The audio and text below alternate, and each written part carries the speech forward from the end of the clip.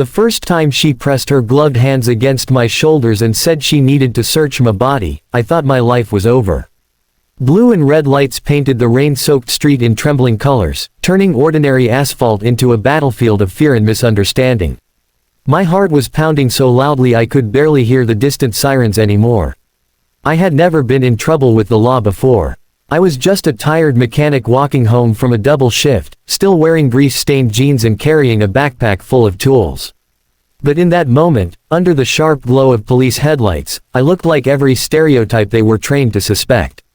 If you believe in kindness, in second chances, and in the idea that one unexpected moment can change a life forever, take a second right now to like this video, share it with someone who needs hope, comment your thoughts, and subscribe to the channel.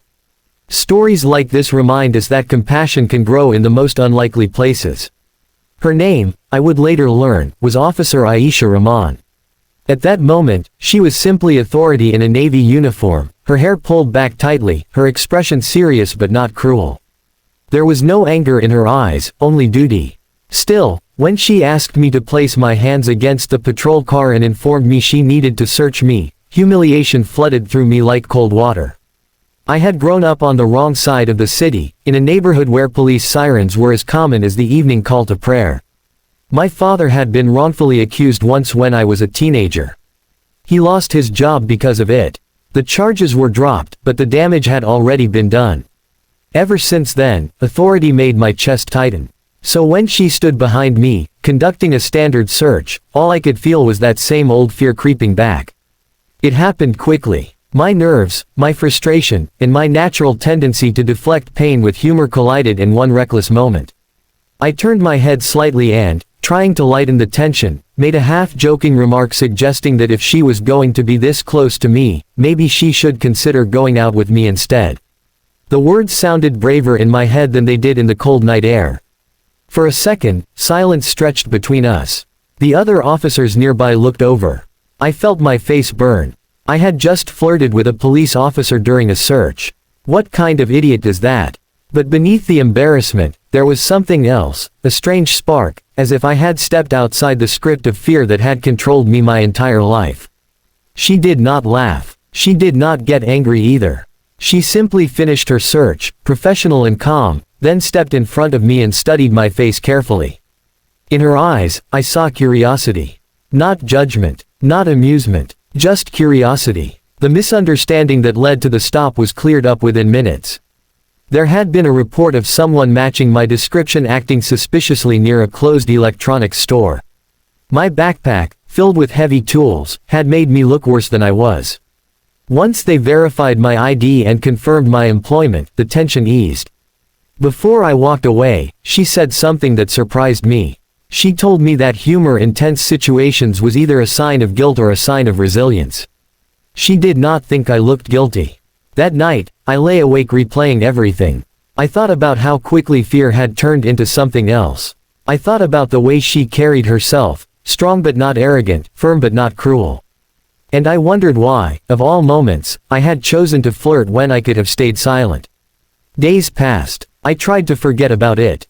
My life was simple and exhausting. I worked 12-hour shifts at a garage that barely paid enough to cover rent for the tiny apartment I shared with my younger sister, Sana. After our parents passed away in a bus accident 3 years earlier, I had become her guardian overnight. She was only 16 then, bright and determined to become a nurse one day. Every decision I made revolved around keeping her safe and in school.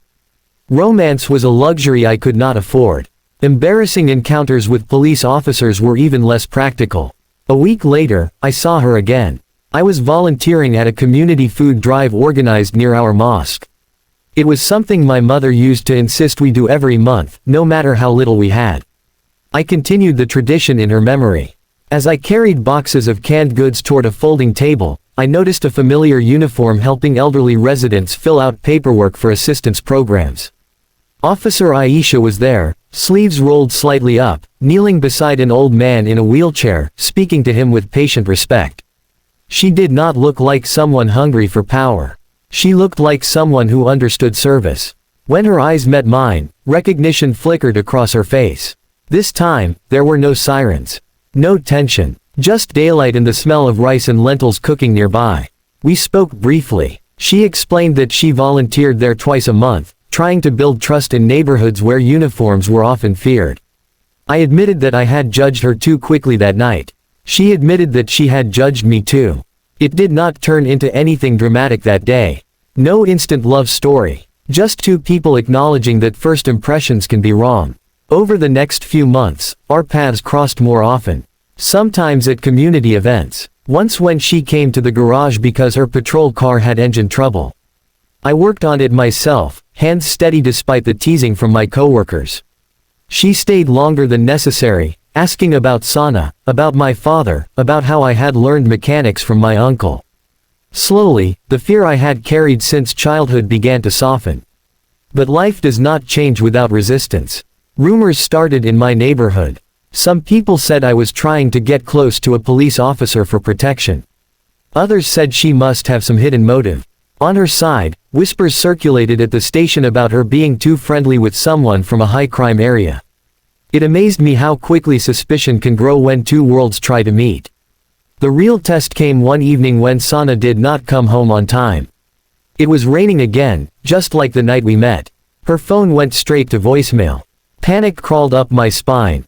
I drove around the city searching bus stops and calling her friends. Finally, one of her classmates admitted they had attended a small birthday gathering that got out of control when some older boys showed up with alcohol. My hands shook as I dialed the only person I knew who might help without judging. Officer Aisha answered immediately. I could hear activity in the background, the chaos of a police station. I explained everything, my voice cracking with fear. Without hesitation, she promised to look into it. Within an hour, she called back. The police had broken up the gathering after a noise complaint. Several minors had been taken to the station for safety processing, not arrest. Sana was there, scared but unharmed. When I arrived, I saw my sister sitting on a bench, eyes red from crying. The relief nearly brought me to my knees.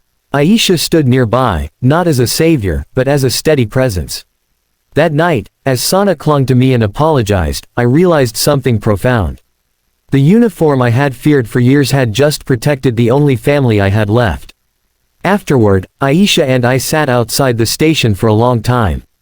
We spoke about responsibility, about the burden of caring for others when you are still learning how to care for yourself. She told me about her own struggles, growing up in a conservative household where becoming a police officer was seen as inappropriate for a woman. She had fought for her place, endured ridicule, and proven herself again and again. In that shared vulnerability, something shifted permanently. We began meeting intentionally. Coffee after her shifts. Short walks in the park near my apartment. Conversations about dreams we had buried under survival.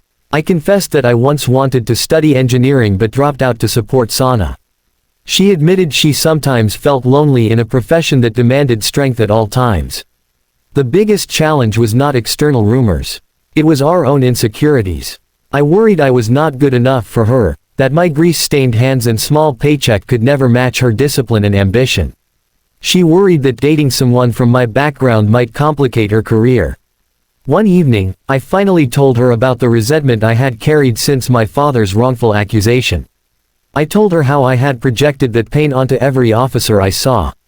She listened without defensiveness. She acknowledged that the system was imperfect, that trust had to be earned, not demanded.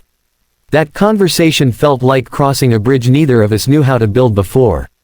Months later, she invited me to attend a ceremony where she was receiving recognition for community outreach. As she stood on stage, receiving applause for bridging gaps between law enforcement and marginalized neighborhoods, I felt pride swelling in my chest.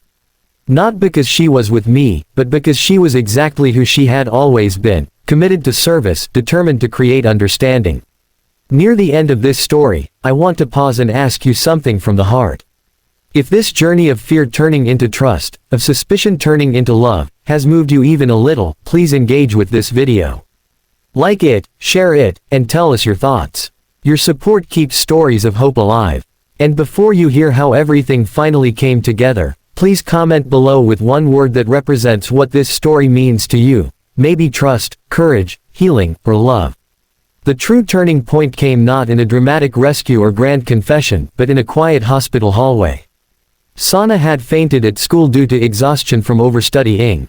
It was minor, but seeing her in that bed reopened every wound of losing our parents. I felt that old fear of helplessness creeping back. Aisha arrived still in uniform, having rushed from work. She did not take control.